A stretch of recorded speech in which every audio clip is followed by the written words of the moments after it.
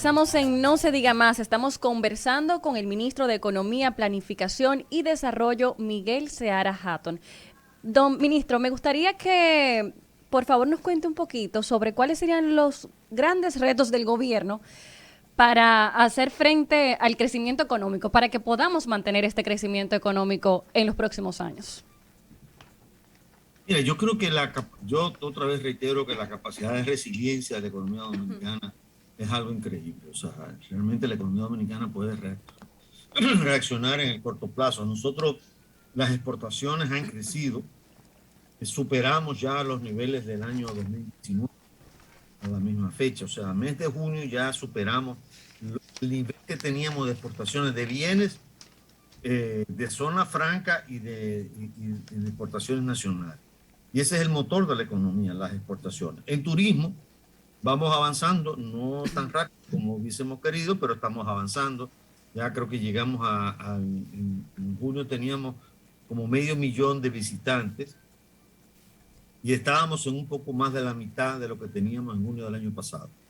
Es decir, que la agricultura ha seguido creciendo, la construcción está creciendo alrededor del 40%, una cifra realmente grande. O sea, ha habido una activación económica. Eso es importante. El gran desafío, más que nada, yo no creo que el desafío es mantener el crecimiento, lo hemos sabido hacer en situaciones difíciles. El desafío es la equidad y la garantía de que ese crecimiento le llegue a la gente. Ahí donde la sociedad dominicana ha fallado y ahí donde tenemos el reto de poder hacer cambios. Y por eso es importante el tema de la institucionalidad. Empezar con eso, ¿no? Fortalecer la institucionalidad, que la población tenga protección, que podamos vivir en una sociedad basada en los derechos y no en el clientelismo. Ministro, me encanta ese enfoque que nos ha dado, porque de nada vale tener un crecimiento económico si no llega a todos, que solamente se concentre en un grupo. Así que muchísimas gracias por tener este enfoque. Y sobre todo, ministro, porque una de las grandes críticas que se le ha hecho a los antiguos gobiernos es que hablan de unos crecimientos económicos que es una locura. Que ahí va una de mi pregunta. ¿Era real ese crecimiento económico? Porque ya que usted estaba bien adentro, o eran cifras que manejaban de una forma y dibujaban y maquillaban para que uno sintiera que había realmente un crecimiento económico cuando no era así. Mira, es la que tenemos, el Banco Central. Yo no puedo decir que hubo maquillaje, puede haber problemas metodológicos como en todos lados, pero si el mismo error metodológico se repite, ¿no? Eso hace que por lo menos la tendencia está clara.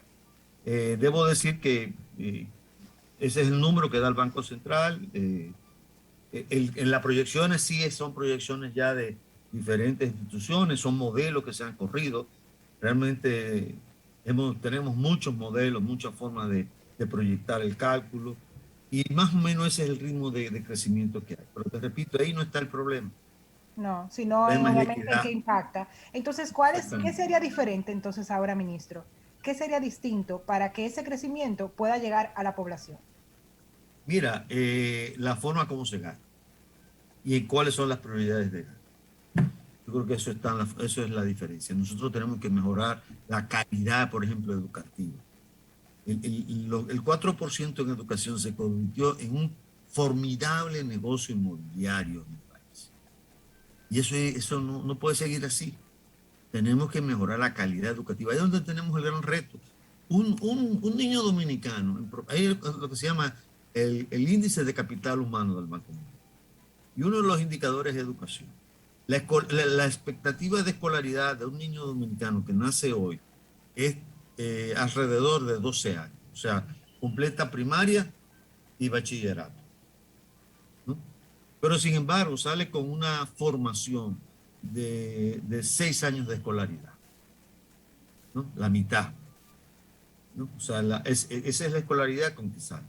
Entonces, ese es el reto que tenemos que enfrentar. El primer año, obviamente, fue una situación muy difícil, porque el primer año fue la pandemia. Y desafortunadamente, la única estrategia que había en ese momento era la del confinamiento. Y teníamos que lograr que confinar a la gente a sabiendas de los costos que se estaban pagando, costos hasta psicológicos, humanos. los niños tuvieron que ir a la escuela a través de las redes, aprender a través de la televisión, de la radio, ¿no? Y eso obviamente no es la mejor, digamos, calidad educativa. Y ese es un desafío que tenemos que enfrentar ya. En septiembre ahora eso tiene que mejorar y el primer mes, o creo que algo oí de eso, el primer mes va a ser para tratar de remediar la calidad educativa que vivimos el último año, ¿no? Que al final de cuentas es un cúmulo. O sea, venimos con años y años y años donde la calidad educativa no avanza lo suficiente cuando nos comparamos con el resto de América Latina. Entonces, ¿en dónde debe ir el gasto? Bueno, debe ir a aquello que mejore esa calidad de vida de la gente, transporte, trabajo, qué sé yo, seguridad, ¿no? Son cosas que tenemos que garantizarle a la población. Y eso solamente se logra con un Estado fuerte y eficiente. Yo no digo de grande, digo fuerte, que que sea capaz de garantizarle seguridad al ciudadano, que sea capaz de garantizarle calidad educativa, que sea capaz de garantizar un sistema de salud que funcione. Nosotros aumentamos enormemente la cantidad, el gasto en salud, pero todo se tuvo que ir a la pandemia y se deterioraron otros indicadores, porque la gente sencillamente dejó de ir a la clínica y a los hospitales, ¿no? Entonces todo eso tiene que cambiar y tenemos que hacer un esfuerzo en ese sentido, es lo más difícil. Amigos, les recordamos que estamos conversando con el ministro de Economía, Planificación y Desarrollo, Miguel Seara Hatton. Ministro, cuando uno los escucha a ustedes, lo que por lo menos voy a dar mi opinión personal, pareciera que cuando ustedes llegaron en agosto de 2020 al gobierno dominicano, se consiguieron con un gran desastre de país, y no necesariamente solo por lo que tenía que ver con la pandemia, sino en todos los aspectos. ¿Es simplemente una percepción mía en lo personal o efectivamente lo que se consiguieron fue un gran desastre? Mira, efectivamente hubo un gran desastre. O sea, por ejemplo, había como 400 escuelas que se había dado el dinero, no había empezado la construcción, que tenían varios años así. O escuelas que no tenían ni siquiera diseño. O, por ejemplo, el hecho de que la impunidad se convirtió en un instrumento de gobernanza para garantizar gobernabilidad. Mira, es difícil que tú elimines 100% la corrupción, porque al final de cuentas la corrupción es una decisión individual. Alguien puede decir, mira, yo soy más inteligente que los demás son unos brutos, y yo puedo robarme $500,000 y nadie o 1 millón, o 3 millones, o 1.000 millones, o 100 millones. Y nadie se va a dar cuenta, porque yo soy el más genio de todo. Bueno, eso tú no lo puedes evitar. Ahora, lo que sí puedes evitar es la impunidad. Y aquí la impunidad se convirtió en una práctica común, ¿no? El hecho de que el partido oficial nombrara los militantes de su partido en las principales cortes del país, en las altas cortes, en los tribunales, era para garantizarse impunidad. Y un país donde no hay árbitros, es un país donde no puede funcionar. Porque tú necesitas árbitro. Hasta cuando vemos un juego de pelota, para jugar pelota, necesitamos un árbitro. Claro. En el básquetbol necesitamos árbitro. Donde quiera se necesita un árbitro. Alguien que tú confíes que te pueda dar una sentencia, un veredicto. Bueno, Imparcial. Claro. Pero imparcial e independiente. Se podrá equivocar porque eso puede ocurrir, yo no lo niego. Pero que sea un criterio basado en derecho, no un criterio basado en amigos partidarios o qué sé yo, o que sea un canchanchan, ¿entiendes? Y yo creo que eso ha sido un desastre para esta sociedad. Ahora, un desastre, ministro, que pareciera que no bastan 4 años para resolverlo. Mira, el compromiso que tiene este gobierno, el PRM, es trabajar por transformar esta sociedad, ¿no? Y Espero que lo podamos lograr, no sé si 4 años, ¿no? Esperamos que se pueda transformar el país. Yo creo que el país también ha cambiado. El país está exigiendo. Yo me alegro mucho de todas estas denuncias que hay a través de las redes sociales. Yo creo que esa es una garantía de que tampoco los funcionarios nos pongamos locos. Claro.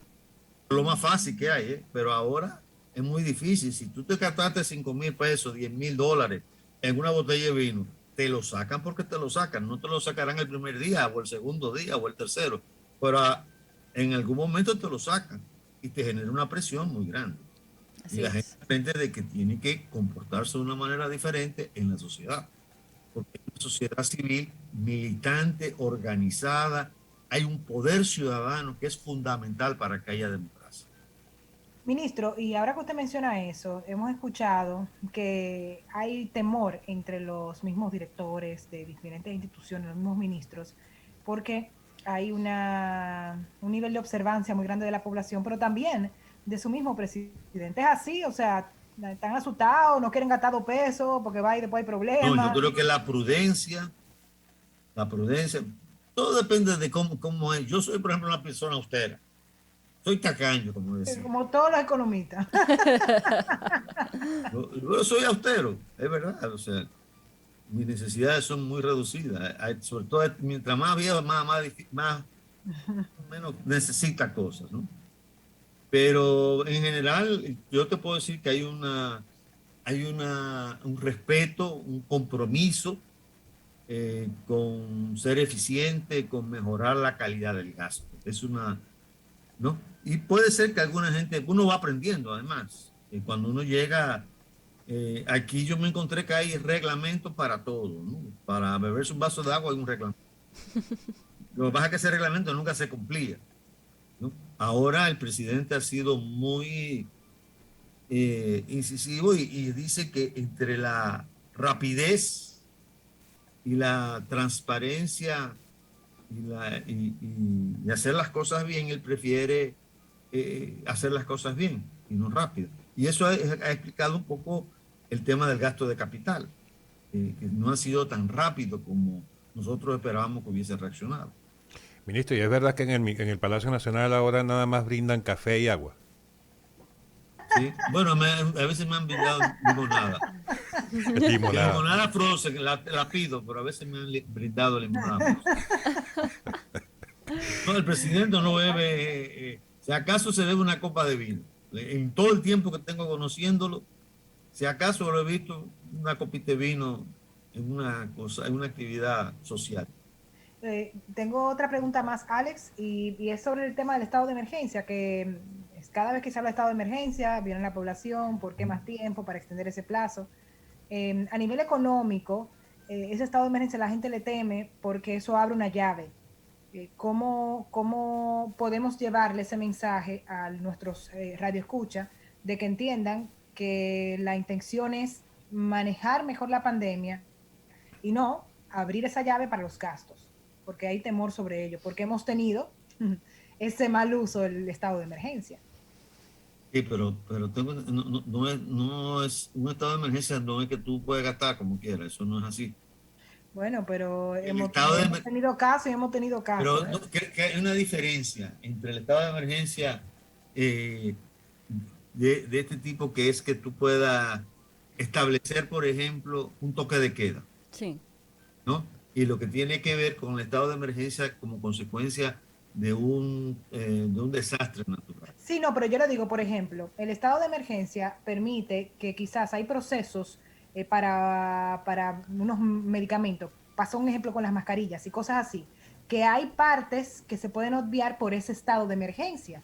Entonces, Bueno, a eso es que me refiero. el estado de emergencia ahora es para evitar un rebrote. O sea, si este juego no está concluido. O sea, no hemos derrotado 100% la enfermedad. En muchos países la enfermedad volvió. Y volvió bajo tiempo. O sea, el Delta, el no sé cuánto, hay varios nombres, varias clasificaciones. Algunas muy agresivas. Entonces, lo que se ha hecho es mantener mantener la posibilidad de que si hay un rebrote, se puedan tomar medidas, ¿no? De confinamiento, de aislamiento. Esperemos que esa medida no venga. Pero eso es un poco la lógica de la ley de emergencia que se quiso declarar. Porque al final la ley de emergencia lo que te va a permitir, establecemos límites de la movilidad de la gente, ¿no? Y se ha dado como un indicador de que si tú bajas, si aumentas la proporción de población que se ha vacunado, bueno, te quito el toque de queda, ¿no? Se le quita a la provincia, a la zona, donde sea, ¿no? Entonces, sí, esta es la razón de ser, ¿no? Que no tengamos otra vez que empezar para tomar una acción en caso, que no estamos hablando que esperamos, que no lo deseamos y que no cuenca nunca. Es la posibilidad de que se pueda presentar un rebrote y estar preparados. Ministro, estamos muy agradecidos de que nos haya dedicado estos minutos a No Se Diga Más y ha sido todo un placer conversar con usted. Lamentablemente por cuestiones de tiempo ya nos tenemos que despedir, pero ha sido todo un placer contar con su participación aquí en No Se Diga Más. Muchas gracias, igualmente. Gracias, ministro. Buenas noches. No se diga más. Bien, amigas, amigos, ya volvemos en No Se Diga Más. Que no se diga más.